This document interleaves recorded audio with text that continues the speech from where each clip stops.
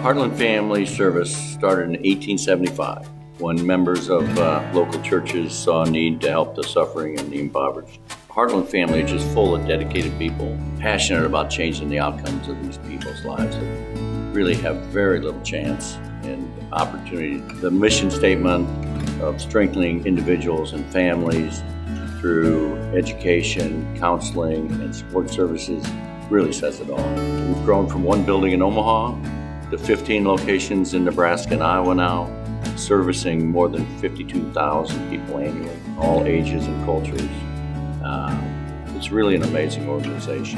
The three focus areas really are family and children, housing and financial stability, and counseling and prevention.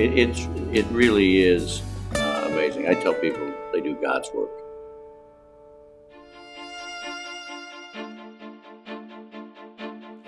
I'd have a panic attack.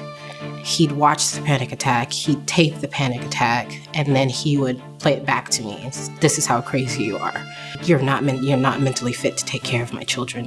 And it got to where it was kind of a game. He was causing those panic attacks every single night. I saw myself getting to the point where I just could not do that anymore. I was super scared. I had never, actually thought about hurting myself, but I almost felt like if I was gone out of the situation, it would have been a whole lot better than having to deal with it every day.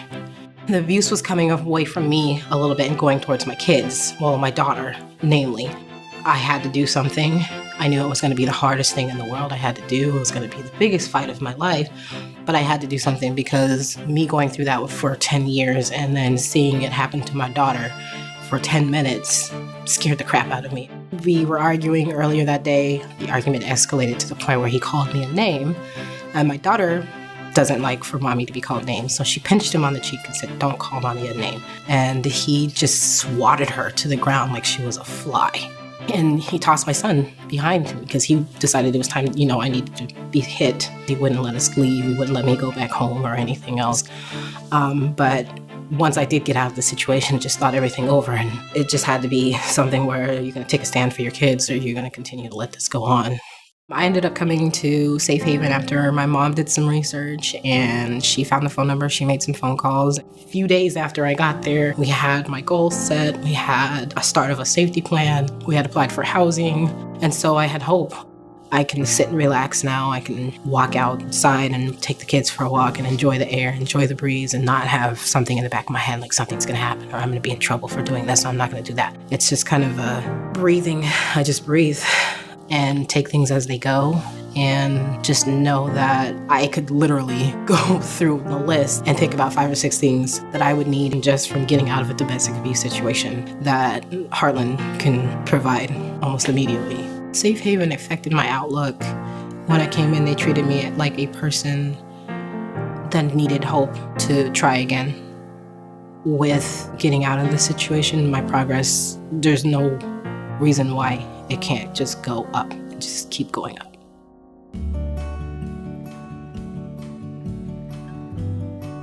My doctor recommended that I go to a senior citizen type of center because I needed to be able to socialize more. There's a senior kind of humbug that can catch up with you if you don't socialize on a regular basis.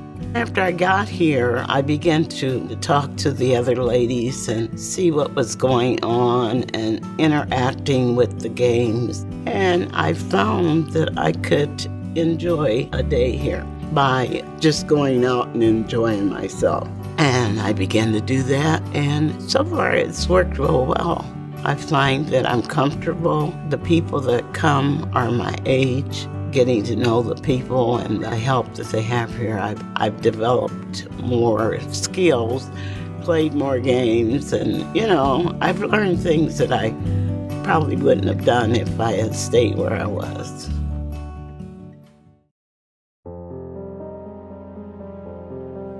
He had trauma, legitimate trauma, abused, and it caused him to be very withdrawn, very sensitive. He'd also act out whenever he was made to feel less than bad, shameful. But when he first came to stay with us the first week, I remember this vividly. He spilled a glass of milk on a table. It's a leather table. It doesn't hurt anything. That's why it's there. He got so scared, he went in his other room, crawled under the blanket, and said, I'm bad, and he was sweating. His hands were sweating. He was scared. And I said, Jace, no, we just clean up our messes. That's it. You're not in any trouble. And we went through a phase of where he slept in the closet. Where the closet doors were removed, so because that's where he felt safest, was sleeping on a closet floor in a small space. It's not a happy reason why we got him, but now there's this light at the end of the tunnel. I was working with the Lewis Central Public School District, and we were having behavioral issues with Jace. They actually initiated the referral to Heartland Family Service. By the grace of the good Lord, we got Becky. Jace is the kind of kid, when I first met him, he was pretty introverted. He was pretty quiet. He was very easy to get to like. He was actually very amiable. Everything that we talked about he was okay with. Almost seemed a little bit frightened to go against things that I would say. Becky is my therapist, and she thinks of solutions to calm me down in class. And when we talk about things that have happened recently, I think that's helping.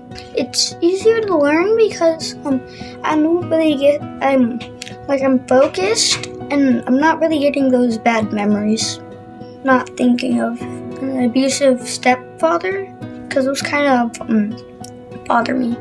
We still work on being able to what we call regulate his emotions. Like if he gets upset about something, it's taking him much less time to calm down. So that's something that's kind of ongoing, but he has done an outstanding job, especially at school. One of the things I think that Heartland Family Service does an exceptional job with is using evidence-based practices in really all the work that we do. It's like sand tray play therapy is one that we use quite a bit, and that's one that I integrated a lot with Jace as well. Helps him to process things on his level, and kids oftentimes they don't process with us verbally, but they'll do more so as they process through the sand. We don't look at people and think, what's wrong with you? We look at people and we think, what's happened to you? And that's kind of how we intervene. And especially, and that with trauma, these kids did nothing wrong. It's what's happened to them that these behaviors are happening. And so that's really where we try to intervene with them, is on the behavioral level and understanding that there's something that's deeper than that's going on for them. He had bounced from therapist to therapist and never really connected with anybody until Becky. He would start to build trust with these therapists, and then they would leave. And Becky's been with him the longest. It's given me a whole new Jace. You can't really put a price tag on that. It's really, really nice. I'm getting better grades. I'm getting to hang out with my friends a lot too. Yeah. I'm excited about my future.